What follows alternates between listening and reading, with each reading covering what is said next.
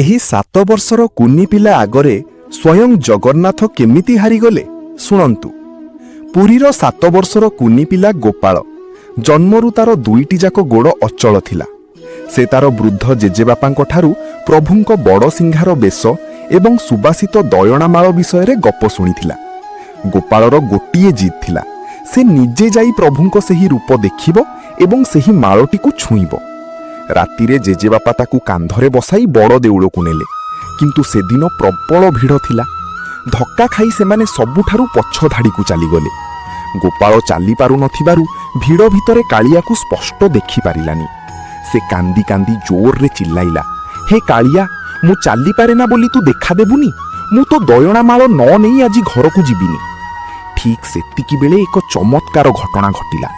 ଜଗନ୍ନାଥଙ୍କ ଶ୍ରୀଅଙ୍ଗରୁ ଏକ ବଡ଼ ଦୟଣାମାଳ ହଠାତ୍ ଖସି ପଡ଼ିଲା।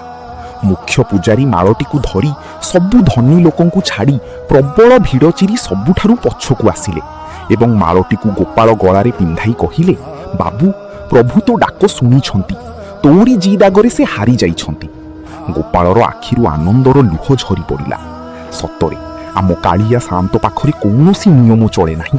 ସେଠି କେବଳ ଭକ୍ତର ସଚ୍ଚା ଜିଦ୍ ହିଁ ଜିତେ। କମେଣ୍ଟରେ ଲେଖନ୍ତୁ, ଜୟ ଜଗନ୍ନାଥ।